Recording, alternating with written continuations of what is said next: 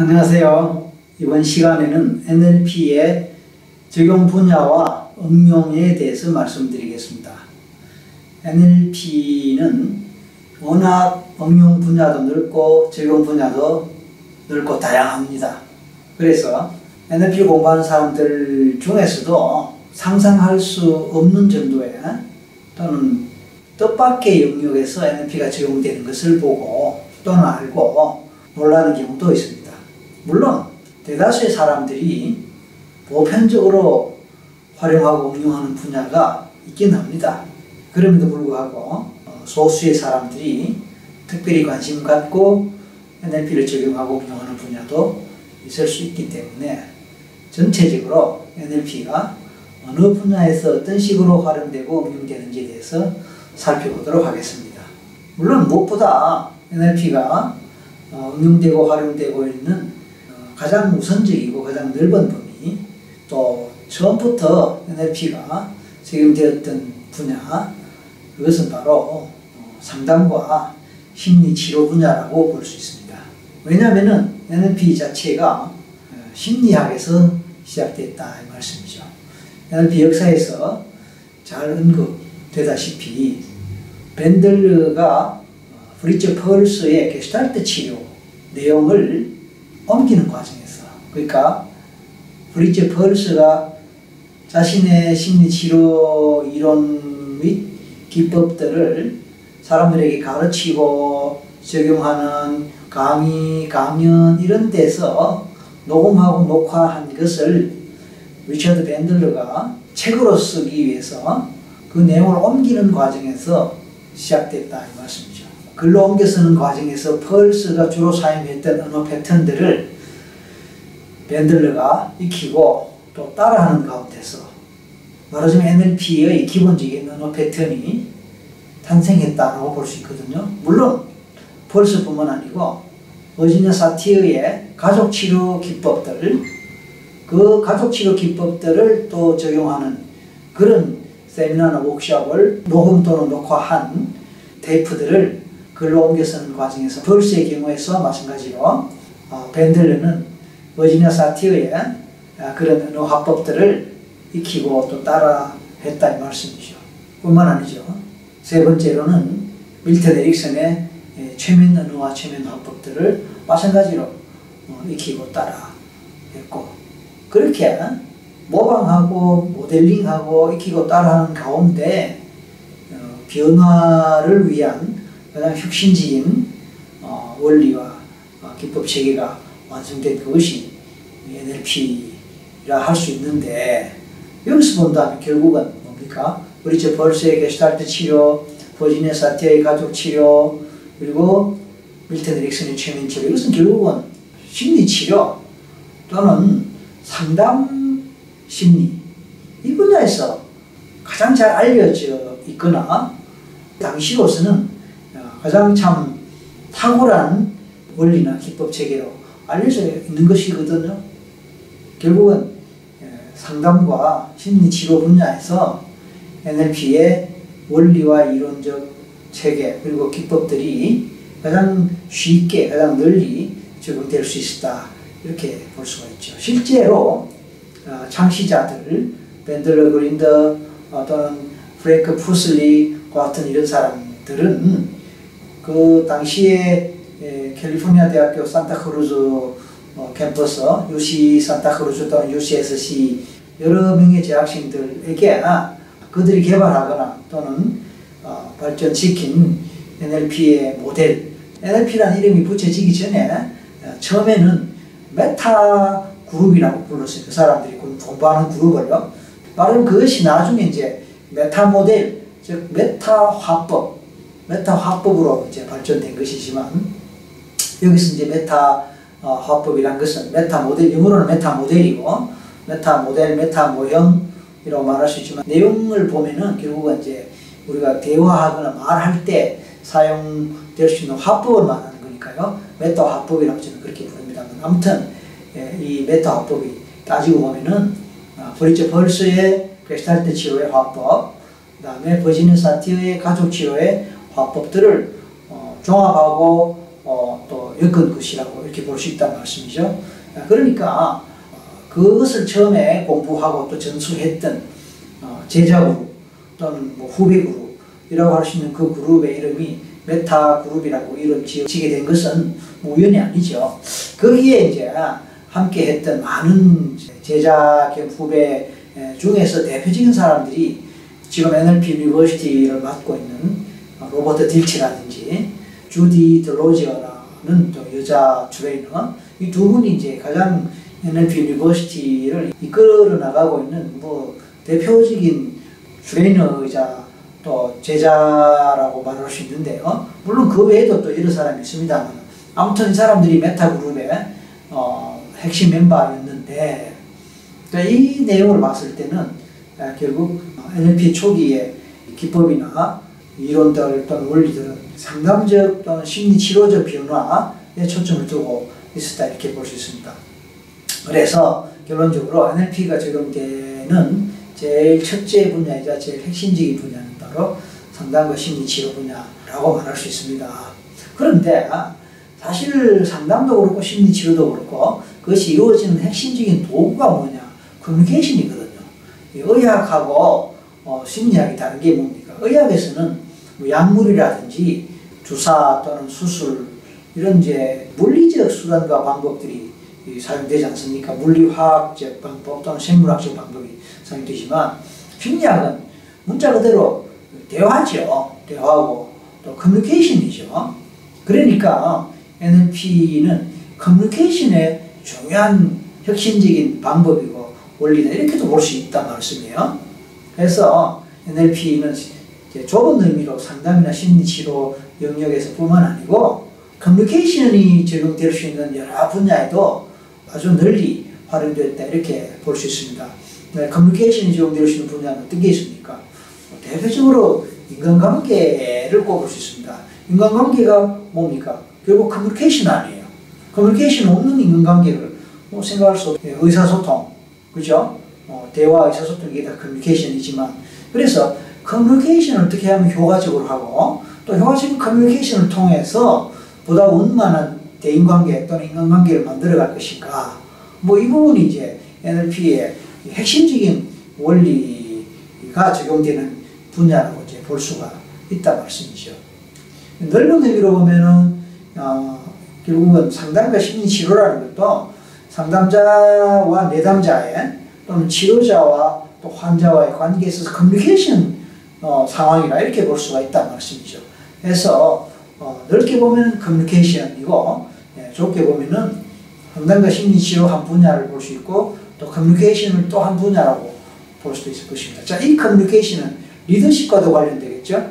리더가 다른 사람과의 관계 속에서 리더십을 잘 발휘하기 위해서는 무엇보다 커뮤니케이션을 잘 할 수 있어야 되겠죠. 그래서 그 커뮤니케이션을 보다 효과적으로 잘하고 그 커뮤니케이션을 통해서 팔로워들, 그러니까 리더를 따르는 부하라고 해도 좋고, 아니면 뭐 많은 사람들에게 어떻게 영향을 미치고 그들을 잘 따라올 수 있도록, 잘 협조할 수 있도록 그렇게 할 수 있느냐라는 것도 따지고 보면은 커뮤니케이션 직결되겠지요. 그래서 리더십도 커뮤니케이션 연장선에서 NLP가 적용되는 분야에 해당된다, 뭐 이렇게 이제 볼 수도 있겠습니다. 자, 이런 커뮤니케이션이 적용되는 또 다른 분야가 있다는 것은 바로 교육장면 아니겠습니까? 교육장면은 뭡니까? 교사가 또는 선생이 제자 또는 학생에게 커뮤니케이션 기법을 적용하는 것이라고 볼 수 있죠. 그러니까 가르친다라는 것, 티칭한다. 가르친다라는 것은 주된 방법이 뭡니까? 바로 말이죠, 말. 말은 곧 커뮤니케이션이죠. 그래서 아무리 실력이 있어도 커뮤니케이션 능력이 없다면 좋은 선생이 될 수 없겠죠. 또 아무리 지적 능력이 뛰어난 교육자라더라도 제자들이나 학생들에게 잘 가르칠 수 없다면 학자로서는 의미가 있을지 몰라도 선생이나 교육자로서는 별로 의미가 없을지도 모르겠습니다. 따라서 여기서도 우리는 커뮤니케이션 기법이 굉장히 중요하게 적용될 수 있고, 그 커뮤니케이션 기법의 핵심은 바로 NLP의 원리와 기법이다, 이렇게 볼 수가 있습니다. 따라서 NLP의 응용 분야 중에 또 하나가 바로 티칭 분야, 즉 교육 분야라고도 이렇게 볼 수가 있습니다. 또 커뮤니케이션과 관련해서 또 예를 들 수 있는 분야가 바로 세일즈를 비롯한 비즈니스 분야입니다. 사업을 한다는 것은 특히 이 고객이라고 말할 수 있는 다른 사람들과의 관계 상황에서 이루어지는 것이지, 고객을 빼고 또는 소비자를 빼고는 성립될 수가 없지요.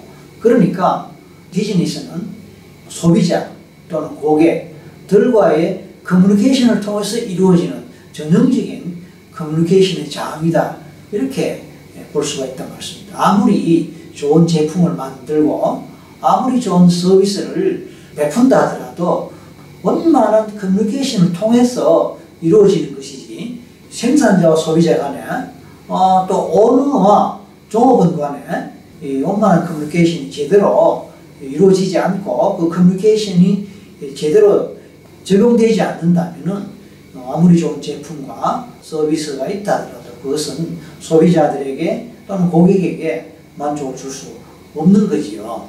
회사에서 특정한 상품을 또는 제품을 홍보하기 위해서, 선전하기 위해서 광고를 한다, 프로모션을 한다.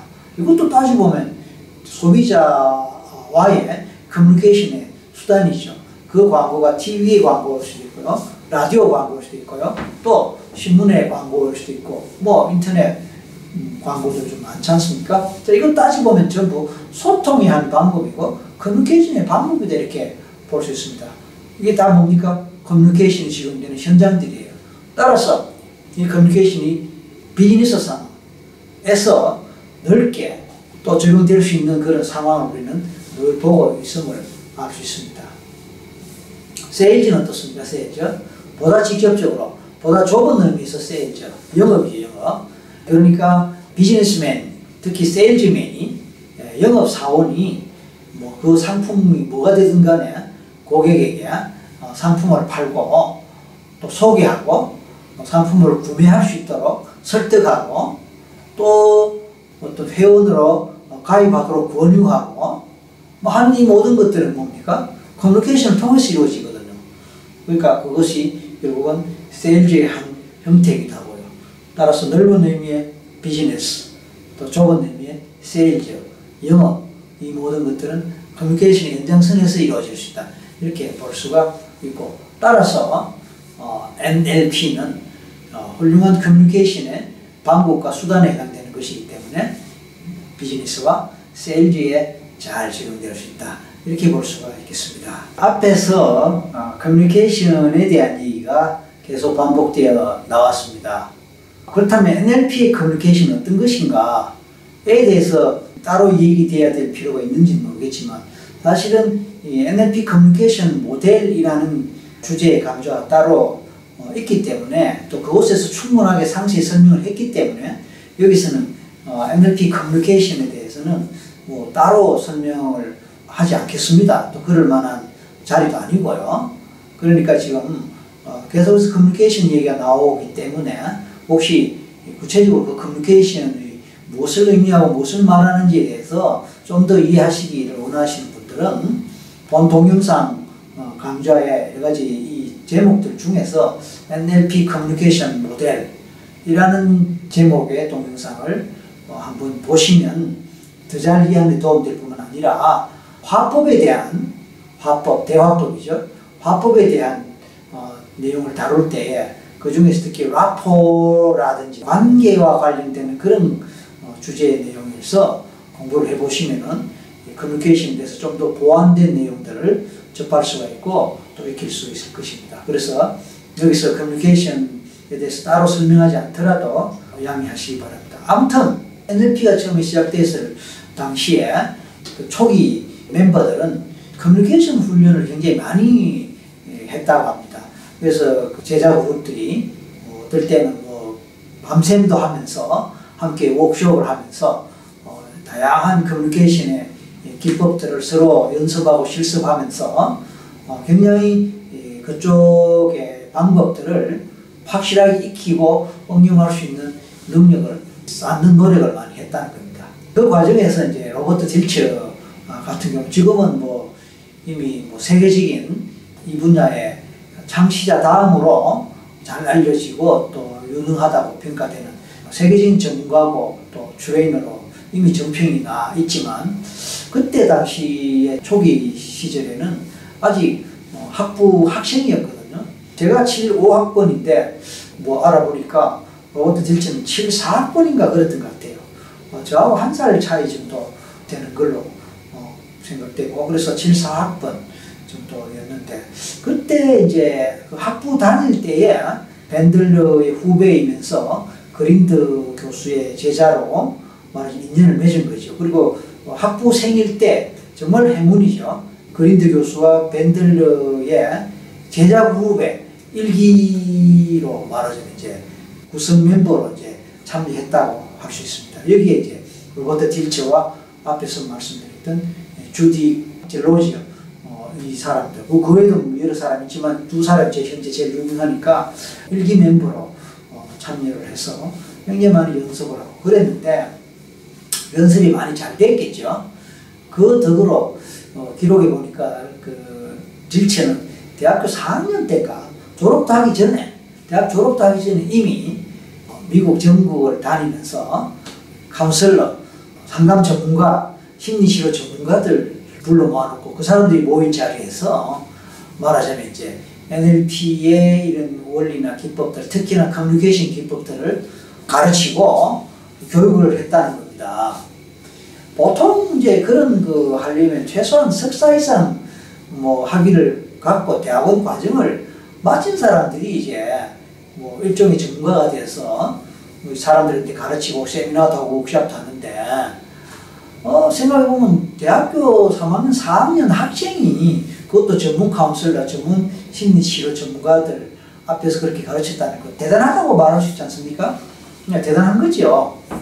근데 그것이 대단했던 것은 한편으로 생각해보면 로버트 딜츠가 대단했다라고 볼 수 있지만, 로버트 딜츠가 아니라 하더라도 당시에 처음으로 개발됐던 NLP를 제대로 이해하고 제대로 그걸 구사할 수 있는 사람이라면 누구라도 가르칠 수 있지 않았을까 저는 생각을 해봅니다. 왜냐하면은 기존의 심리 상담이든 심리 치료든 이쪽에서는 그렇게 탁월한 NLP와 같이 탁월한 어떤 기법이나 또는 적극적으로 효과를 발휘할 수 있는 그런 원리나 방법들이 그렇게 개발되어 있지 않거든요. 그런데 NLP의 후배들 또는 제자들이 그런 것을 이제 밴들러한테, 그린드 교수에게 직접 배우고 또 그들도 또 실제로 가르치고 그들도 같이 그걸 개발시켜 나갔으니까 어쨌든 탁월한 기법의 효과 때문에 기존의 전문가들은 모르는 것들을 가르치고 또 효과를 볼 수 있었다, 이렇게 이제 그렇게 볼 수 있는 거죠. 따라서 상담과 심리 치료라고 하지만 아까도 말씀드렸듯이 탁월한 커뮤니케이션이 이루어지는 현장으로 봤을 때 NLP 자체가 커뮤니케이션의 원리와 기법으로서 심리 상담 그리고 심리 치료에 적용될 수 있다는 것은 너무나 당연한 일이지만, 그 외에도 티칭, 교육 장면과 비즈니스와 세일즈 장면에 잘 적용될 수 있다고 볼 수 있죠. 뿐만 아니죠. 커뮤니케이션이 이루어지는 모든 인간관계, 대인관계도 그대로 적용될 수 있겠죠. 예를 들어서 부모와 자식 간의 대화 상황, 이게 다 커뮤니케이션이잖아요.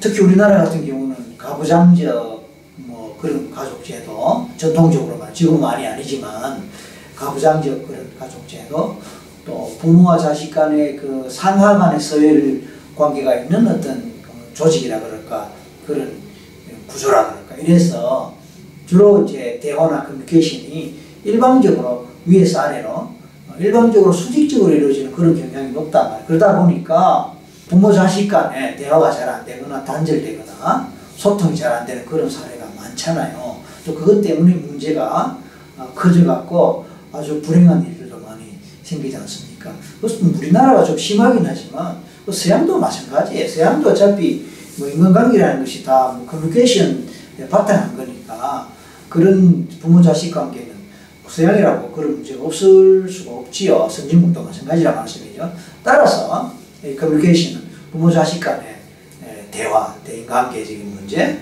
그 다음에 이제 일반 사회생활에서도 뭐 커뮤니케이션 문제는 늘 생겨있지 않습니까? 직장에서 동료들 간에, 상사와 부하 간의 대화, 이것도 다 커뮤니케이션이니까, 그래서 넓은 의미에서 이제 대인관계, 가족관계 등등에서도 NLP는 적용되고 응용될 수 있다 이렇게 보실 수 있습니다. 대인관계, 인간관계 상황에서 NLP의 커뮤니케이션 원리가 적용될 수 있으니까 특히 인간관계 상황, 직장에서 상사 부하 간의 상황, 일반적인 대인관계 교류 상황 폭넓게 적용될 수 있다 이렇게 말씀드릴 수 있겠습니다. 자, 지금까지는 주로 커뮤니케이션과 관련해서 말씀드렸지만 굳이 커뮤니케이션 문제 아니라 하더라도 이번엔 이제 정서 관리 차원으로 한번 가보겠습니다.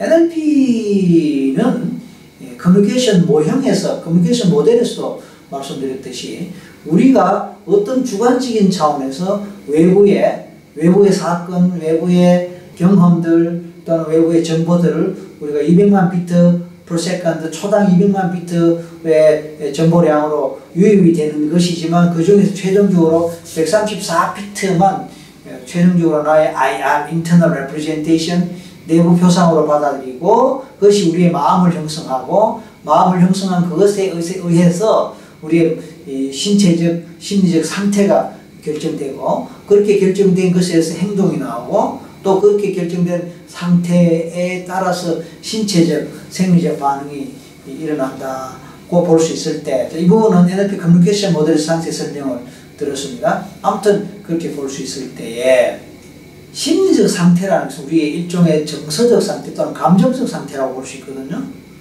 예를 들어서 슬픔, 우울한 상태, 분노의 상태, 또 긴장 상태, 즐거움, 행복의 상태, 기쁨의 상태, 호기심의 상태 이런 게 다 심리적 상태이고 동시에 또 신체적 상태이기도 합니다. 예를 들어서 긴장 상태는 심리도 긴장되지만 몸도 위축되고 긴장되지 않습니까? 그 다음 흥분 상태 그럴 때 심리도 흥분이 되지만 몸이 흥분되면 어떻게 됩니까? 가슴이 두근거린다거나 몸에 열기가 막 올라온다거나 이거 신체적 상태고 생리적 상태라고 볼 수 있지 않습니까? 따라서 심리적, 생리적 상태는 같이 가는데 상태가 따지고 보면은 내가 내 자신의 내면과의 커뮤니케이션 결과로 만들어진다고 볼 수 있거든요. 내가 어떤 134비트를 최종적으로 나의 내부 표상으로 받아들이느냐 그리고 채택하느냐에 따라서 나의 상태가 만들어진다고 볼 때에 내가 받아들이고자 하는 134비트가 무엇이냐에 따라서 그 무엇을 내가 컨트롤할 수 있고 조절할 수 있고 관리할 수 있으면은 내 정서 상태나 감정 상태, 신체 상태도 관리할 수 있고 또 내가 원하는 대로 매니지할 수 있다. 컨트롤할 수 있다. 이렇게 볼 수 있지 않겠습니까? 그러니까 이것은 어떤 의미에서 보면 내가 내 속의 나와의 커뮤니케이션의 결과로 볼 수도 있지요. 그러면서 동시에 내가 나의 마음을, 나의 심리 상태를 관리하는 차원에서도 볼 수가 있는 거죠. 그래서 NLP는 이렇게 정서 관리에 굉장히 도움이 되는 거예요. 예를 들어서 어떤 상황이 생겼습니다. 그 상황을 내가 긍정적으로 해석할 수도 있고요. 부정적으로 해석할 수도 있죠. 만약에 긍정적으로 해석한다면 나는 기분 좋은 상태를 경험할 수 있겠지요. 반면에 부정적으로 해석한다면 불안하거나 긴장된 상태를 경험하는 결과로 연결되겠죠. 그러면 어떤 사건을 내가 긍정적으로 해석할 것인가 부정적으로 해석할 것인가 그건 전적으로 나한테 달려있지 않습니까?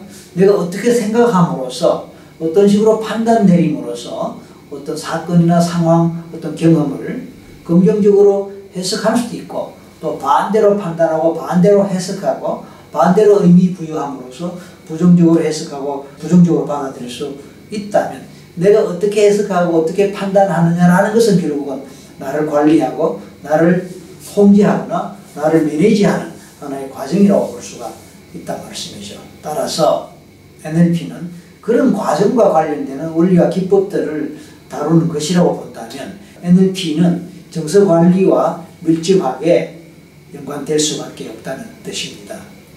그래서 예를 들어서 생각해 봅시다. 학생의 경우에 시험을 앞두고 나면 대부분의 학생들이 긴장하고 불안해합니다. 자, 학생이 긴장된 상태에서 공부를 한다면 공부의 능률이 얼마나 오를까요? 얼마나 능률적으로 공부할 수 있을까요? 그 다음에 마찬가지로 긴장된 상태에서 시험 문제를 푼다면 얼마나 제대로 시험에 집중하고 얼마나 공부한 것을 제대로 기억해내고 답안 작성을 편안하게 할 수 있을까요? 이게 불안이라는 것은 그렇게 우리가 하는 일에 방해를 주는 것 아닙니까? 그럼 학생이 불안하다는 것은 불안 상태를 경험한다는 것이고, 불안 상태를 경험한다는 것은 시험 상황에 대해서, 시험이라는 사건에 대해서 부정적으로 해석하거나 또는 그것에 대해서 뭔지 모르게 긴장된 상황으로 인식하거나 그렇게 경험하기 때문에 생기는 것이거든요. 똑같은 시험 상황이 되더라도 그 시험에 대해서 어떻게 의미 부여하느냐는 개인마다 달라질 수 있습니다. 이 시험을 통해서 내가 나의 능력을 테스트해보고 내가 어디에 부족한 점이 있고 이 시험을 오히려 잘 치고 능력을 잘 발휘함으로써 그 다음 내가 더 발전한 기회로 삼을 수 있겠다. 그렇게 하면 좋겠다라고 생각한다면 시험에 대해서 긍정적인 해석이 되고 긍정적인 평가가 되겠죠. 그러면 불안해한다는 것은 어떨까요? 확률이 줄어들지 않겠습니까? 불안하지 않을 거야 아마. 오히려 기대를 하고 오히려 의욕이 생기면서 잘 쳐봐야겠다. 능력껏 쳐봐야 되겠다. 라고 생각을 하겠죠.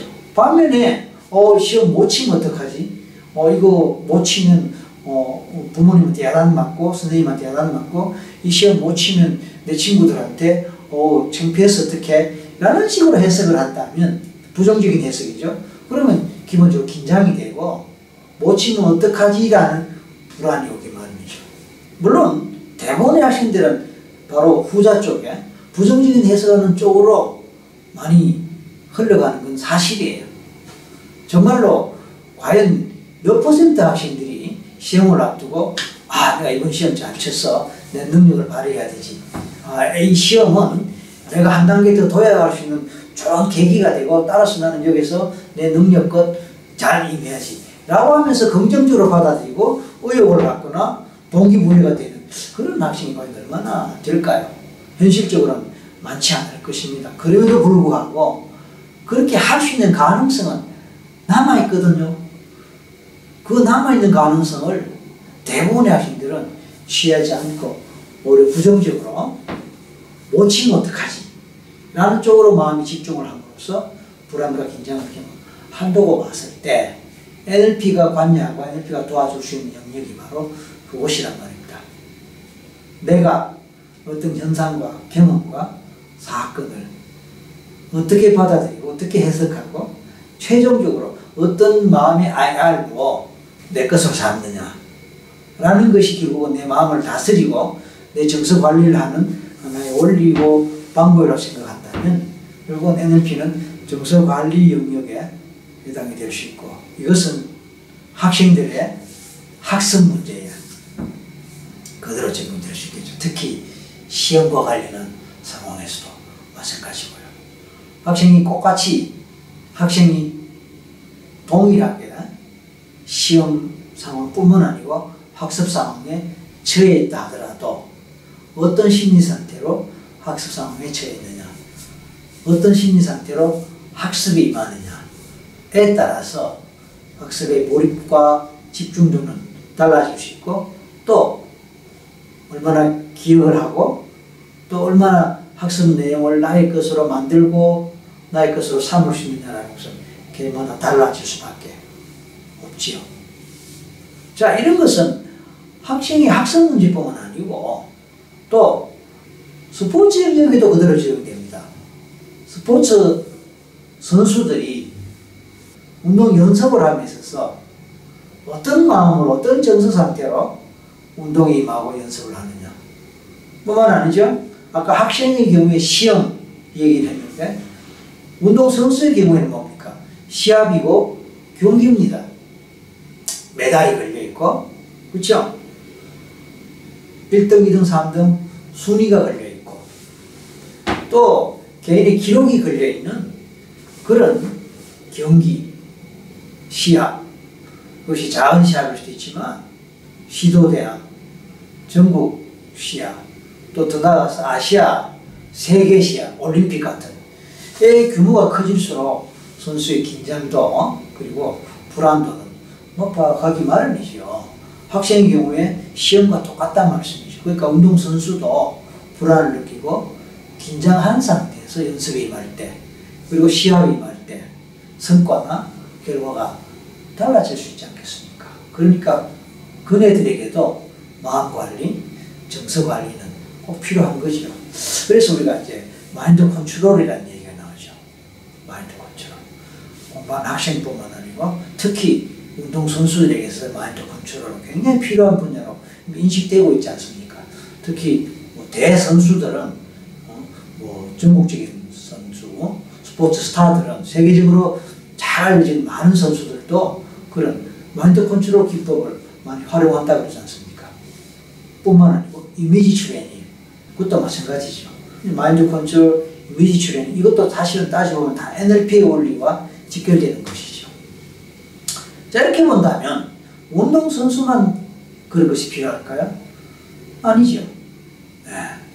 그러니까 모든 공연예술 분야의 예술가들이나 공연가들도 다 같은 상황에 있는 거죠. 예를 들어서 가수가 무대 위에서 많은 관객들을 앞두고 노래를 부를 때 심리적 안정감이 얼마나 중요합니까? 배우가 관객들 앞에서 연극 무대에 섰을 때, 탤런트가, 영화 배우가 카메라 앞에 섰을 때 긴장되겠죠? 불안하겠죠? 정서 관리가 중요한 겁니다. 저도 TV 방송에 많이 출연했고 많은 녹화에 임해봤습니다. 물론 또 생방송도 임해봤고요. 근데 그 순간에 뭐 긴장될 수 있고요. 불안할 수 있어요. 저도 사람이니까요. 잘 못되면 어떡하나. 제대로 제가 방송에서 제대로 못하면 어떡하나. 저는 특히 이제 방송에서 실제 어떤 문제를 가진 사람, 불안이면 불안, 슬픔이면 슬픔, 어떤 공포면 공포의 문제를 가진 사람을 도와서 그 문제에서 벗어나도록 해주는 그런 역할을 많이 주로 했습니다. 뭐 최면의 방법으로 또는 NLP 방법으로 불안을 극복하게 한다, 공포를 극복하게 한다, 또는 뭘 못 먹는 걸 먹을 수 있도록 한다, 이런 역할을 저는 많이 했거든요. 근데 그게 잘 되는 사람이 있고 또 잘 되지 않는 사람도 있거든요. 그 다음에 문제가 1대1로 했을 때는 잘 되지만 방송 카메라가 있고 관객들이 있고 아니면 뭐 패널들이 있고 방청객들이 있고 이런 상황에서 공개적으로 할 때는 왠지 더 긴장되고 뭐 잘 안 되면 어떡하나 불안이 생길 수밖에 없거든요. 저도 그런 걸 느낀단 말입니다. 그러나 저는 비교적 그런 제 정서나 제 상태를 잘 관리를 하는 편이에요.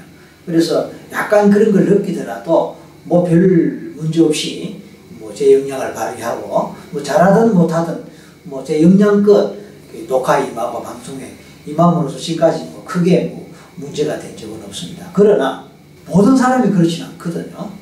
유명한 배우 중에서, 유명한 스타들 중에서 뜻밖의 공황장애로 시달리고 뜻밖의 우울증으로 시달리고 그래서 한동안 방송에 출연을 못한다거나 잘 알려진 그런 상황에서 자기 모습을 드러내지 못하고 심지어 몇 년간 뭐 치료를 받거나 어쨌든 연예계에서 떠나가 있으면서 팬들로부터 잊혀지는 그런 스타들, 연예인들, 우리는 심심찮게 보지 않습니까? 더 심한 경우에는 스스로 목숨을 끊고 그래서 참 불행한 결말을 맺는 그런 연예인들도 있지 않습니까? 결국은 뭡니까? 정서관리, 자기 마음관리란 말입니다.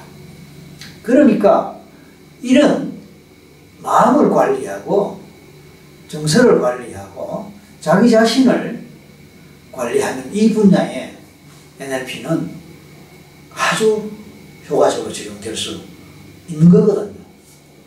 우리가 어떤 마음으로, 어떤 태도로, 어떤 심리로 어떤 상황에 처하고 어떤 상황에 임하느냐, 그리고 그 상황에서 어떻게 우리가 우리 마음을 관리하고 통제하느냐 라는 것은 우리 인생의 삶에 있어서 너무나 중요한 일들 아닙니까? 그래서 NLP의 원리와 방법은 바로 이런 마음관리, 정서관리, 그래서 학생들의 학업에 있어서, 공부 상황에 있어서 운동선수들의 연습과 그다음에 경기 임했을 때의 자신감, 할 수 있다라는 그런 어떤 마음의 용기, 이런 것들 길러주거나 그런 것을 키워주는데, 뿐만 아니죠. 공연 예술, 노래, 연극, 연기, 연주, 바이올린 연주, 피아노 연주, 객석에서 연주, 뿐만 아니죠. 무용, 댄스. 사람들이 보는 앞에서 뭔가 퍼포먼스를 해야 되는 이런 경우에 모두 자신감과 용기 다 필요한 거잖아요. 그래서 이런 쪽에서 NLP가 공통적으로 적용될 수 있다는 겁니다. 뿐만 아니죠. 사람들 앞에서 뭘 발표를 해야 된다. 프레젠테이션을 해야 된다. 이럴 때 자신감이 없다. 대인 불안이 있다.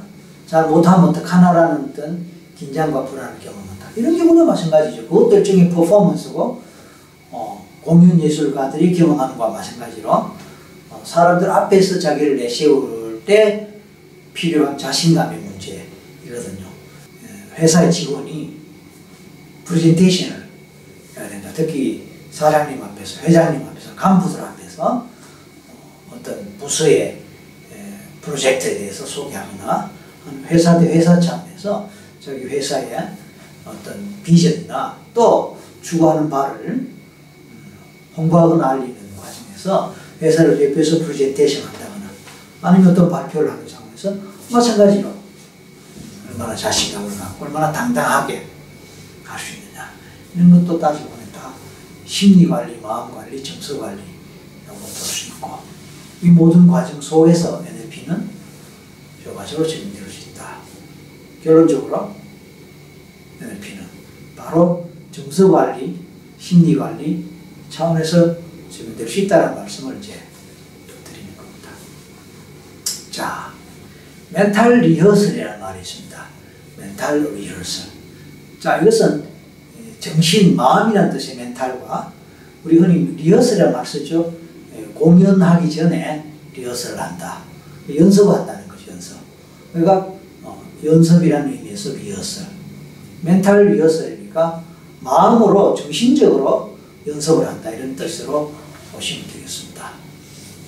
그러면 연극 배우가 실제로 연기하기 전에 무대 위에서 관객이 없는 상황에서 어떤 대사를 외워서 행동으로 드러나는 연기를 반복해서 대본에 따라 연습하는, 그것은 실제로 리허설이죠. 악기 연주를 해야 되는 공연가가 바이올린 어떤 곡을 1시간 동안 연주를 해야 된다면, 예를 들어서 그걸 리허설 연습을 계속 해야 되고, 피아노, 가수 노래 계속 연습을 해서 익혀야 되겠죠. 그런 것은 실질적으로 리허설입니다. 그러나 멘탈 리허설이라는 것은 실제로는 전혀 하지 않아요. 그런데 명상 상태에서 또는 자기 최면 상태에서 눈을 감고 자기가 실제로 연습하는 그 장면을 떠올리고 상상하고, 그러면서 몸으로 느끼면서 정말로 연습하는 그 느낌을 느끼면서 반복적으로 그런 것을 떠올리거나 상상하거나 연습한다. 그런 겁니다. 그것이 바로 멘탈 리허설입니다. 이것은 결국은 내 마음속에서 특정한 IR을 떠올리고 특정한 내적 이미지, 내부 표상을 떠올리고 내가 원하는 행동, 내가 원하는 어떤 퍼포먼스, 어떤 수행, 내가 원하는 어떤 결과적인 행동 반응을 실제로 그렇게 하는 그 장면을 떠올리고 반복적으로 마치 특정한 동영상을 반복해서 보듯이, 특정한 영화를 반복해서 보듯이 그 장면을 반복해서 떠올리면서 상상하고, 그리고 정말로 그 행동을 하는 듯이 몸으로 느끼는 그 과정을 계속하는 겁니다. 이게 멘탈 리허설이거든요. 이 멘탈 리허설이라면서 따져보면 정신자극입니다. 상상력입니다. 그리고 단순하게 상상력으로만 끝나는 것이 아니라 몸의 반응이나 몸의 느낌과 같이 연결해서 함께 느끼는 거거든요. 이것이 바로 어떻게 보면 넓은 의미에서 마인드 컨트롤, 넓은 의미에서 이미지 슈레이닝하고 다 연결되는 내용들이에요. 그래서 공연 예술가, 스포츠 선수, 운동 선수들 뿐만 아니고 학생들이 학교에서 공부할 때도 자기가 공부한 내용을 충분히 소화하고 또 시험 칠 때 잘 답을 쓸 수 있는 그런 상황을 일종의 멘탈 리허설 하듯이 반복해서 떠올리고 반복해서 상상하고 연상하는 가운데 정말로 자기의 실력으로 만들어가는 그런 원리가 여기에 포함된다는 말씀이죠. 그래서 NLP는 이렇게 여러 가지 분야에 적용될 수가 있는 겁니다. 좀 더 보태면 이제 사회학 선수가 사회학 연습을 하는데 저도 이제 이 사회학 선수의 사회학 총을 들어봤습니다. 그 다음에 양궁 선수의 활을 이렇게 들어봤습니다. 굉장히 무겁더라고요. 이 총을 들었는데 이 무거워서 제대로 이렇게 들고 있을 수가 없을 정도로 무겁고, 그리고 손이 막 떨려요. 무거워갖고. 활도 마찬가지입니다. 벌벌 떨려요. 너무 무거워. 그런데 이 선수들은 그 무거운 걸 들고 계속 연습한단 말이에요. 계속 연습한단 말이에요. 그 경우에 실제로 시간도 시간이지만 에너지 소모가 굉장히 많을 거예요. 특히 바쁘고 시간이 많이 없을 때는 일일이 그렇게 연습하기 어렵다. 그럴 때 멘탈 리허설의 방법으로 상상 속에서 총을 들고 관중을 정확하게 맞추는 그 상상, 팔을 정확하게 쏘는 그 상상, 물론 팔 근육의 묵직함을 같이 느끼면서 이제 해야 제대로 되겠죠. 그 다음에 골프 선수가 정확하게 이렇게 공을 치고, 다른 운동 선수도 마찬가지죠. 투수, 타자, 축구공 차는 것, 다 반복적인 연습 끝에 최고의 기량을 발휘할 수 있는데, 현실적으로 그런 연습에 시간을 내기도 쉽지 않고, 또 시간을 내더라도 집중해서 연습하는 것도 또 뭐 쉽지 않을 때가 많습니다. 그러니까 이제 우리는 멘탈 리허설 방법을 통해서 하루에 30분 또는 1시간 동안 누구의 방해도 받지 않는 어떤 공간에서 명상하듯이 그 장면을 떠올리고 집중하고 내적 연습을 계속 하는 가운데서 정말로 능력이 생기는 거거든요. 이게 NLP 원리로 응용 가능하고 적용 가능한 거기 때문에 충분히 우리는 NLP가 다양한 분야에서 적용될 수 있는 가능성을 볼 수 있다는 말씀입니다. 마음의 작동 원리를 설명할 때 제가 레몬 상상하는 실험을 해봤습니다. 레몬을 상상할 때에 입에 침이 난다. 실제 레몬이 없음에도 불구하고 상상하는 것만 해도 침이 난다라는 경험을 해봤습니다. 마찬가지죠. 이것도 멘탈 리허설하고 원리가 같습니다. 우리 내적 작용, IR, 어떤 IR을 떠올리느냐에 따라서 우리의 상태, 신체 생리적 반응이 일어나는 이 원리가 그대로 적용되는 거니까 이번 시간에 충분히 잘 이해가 되셨을 것으로 생각이 됩니다. 자, 그 다음에 또 이제 더 말씀드릴 것은 이 종교와 관련해서도 설명할 수 있습니다. 종교에서는 이제 내적 경험을 많이 중시하지 않습니까? 내적 경험 속에서도 영적 경험도 같이 이루어지니까요. 그러니까 우리 NLP는 앞에서도 뭐 비슷하게 말씀을 이미 드렸지만 내적 경험을 하는 Internal Representation, IR, 내부 표상과 다 관련되는 거거든요. 마인드 컨트롤도 내적 경험이죠. 멘탈 리허설, 이미지 트레이닝 다 뭐 내적 경험 아닙니까? 종교 생활에서 내적 경험이 빠져버리면 그건 뭐 그냥 껍질에 불과하죠. 그러니까 그 종교가 어떤 종교든지 간에 집중하고 명상을 하거나 묵상을 하거나 그 과정 속에서 절대자, 그 대상이 뭐 하느님이든 예수님이든 뭐 성모님이든 또는 성인이든 또는 뭐 부처님이든 또는 다른 누구라 할지라도 어떤 절대자가 있을 거다 아닙니까? 그 절대자와 내적 교류를 하고 내적 대화를 한다, 내적 소통을 한다, 몰입을 한다, 집중을 한다. 이 모든 것들은 종교 생활의 핵심에 해당된다고 저는 생각을 합니다. 따라서 NLP 공부가 많이 되거나 그쪽 분야를 잘 이제 응용하거나 활용하게 되면은 이런 내적 깊이가 더해지거든요. 따라서 종교 생활에도 상당히 도움되고 그쪽으로 잘 응용할 수 있다. 이렇게 보실 수 있습니다. 종교인들, 특히 성직자분들이 NLP 공부하는 분들이 굉장히 많거든요. 그분들도 마찬가지입니다. 목회 또는 사목 또는 포교 뭐 이런 등등의 과정에서 말하자면 이제 신도 관리 이런 과정에서 성직자가 또는 그 리더가 종교 리더가 어떤 마인드를 갖느냐 그리고 얼마나 신도들과 잘 소통할 수 있는 이 딱 커뮤니케이션의 원리 아닙니까?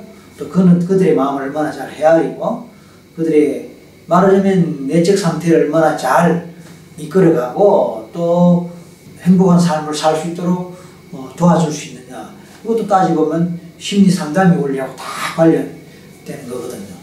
그러니까 NLP는 종교인들에게 정직자들을 비롯한 그런 종교계의 리더들에게도 다 필요한 분야라고 볼 수가 있는 거죠. 자, 그 외에 우리가 삶을 삶에 있어서 어떻게 살아야 될 것인가 삶의 목표를 어디에 두어야 되며 어떻게 잘 사는 삶을 살 수 있을 것인가 여기서 이제 우리 행복학이라는 것이 나오고 또 성공학이라는 것이 나오고 또 자기 개발이라는 것이 나오죠. 우리는 누구나 잠재력이 있고요. 또 자기가 알지 못하는 잠재력도 있고 자기가 알지만 제대로 개발하지 못하는 잠재력도 있습니다. 이런 것들은 따지보면 의식과 또 관련되지만 많은 부분이 잠재의식 내지 무의식과 관련되거든요. 근데 우리는 실제로 무의식에 대해서 잘 모른단 말이에요. NLP를 공부를 하다 보면은 무의식에 대해서 많이 다루고 무의식에 대해서 많이 접하게 됩니다.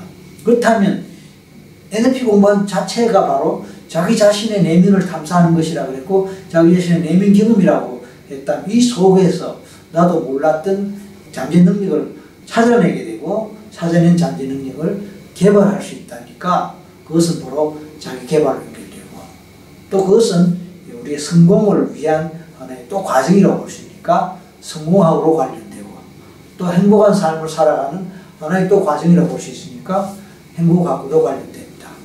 자, 행복이라는 게 뭡니까? 여러 가지로 설명할 수 있지만 내가 내 자신을 잘 관리하고 내 삶에 어떤 자신감을 갖고 어떤 뚜렷한 비전을 가지면서 자기의 능력을 발휘할 수 있는 그런 것을 제대로 찾고 또 그 능력을 발휘하기 위한 과정을 밟을 수 있다면 그것은 뭐 어떤 분야이든 간에 성공으로 갈 수 있는 하나의 핵심적인 원리를 이미 갖추고 있다고 볼 수 있다면 그런 것들과 관련해서 좋은 원리를 제공해주고 기법을 제공해주는 것이 NLP라고 본다면 결론적으로 NLP는 자기개발, 행복학, 성공학 이런 등등의 분야에 포괄적으로 적용될 수 있는 것입니다.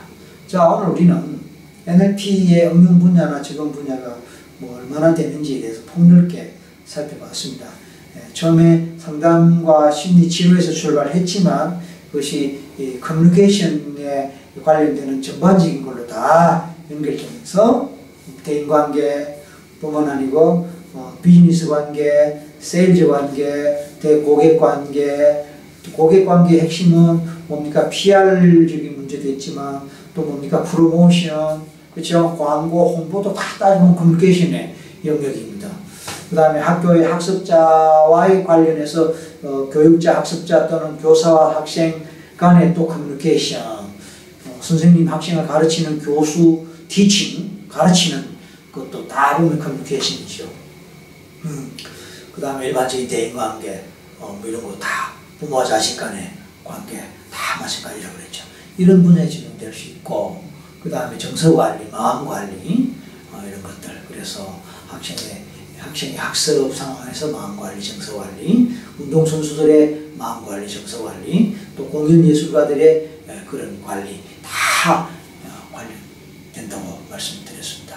그 종교 분야에서 자기개발, 행복학, 성공학 분야에서 폭넓게 다양하게 적용될 수 있는 NLP의 예들을 살펴봤습니다. 부려봤습니다. 이상으로 마치겠습니다. 감사합니다.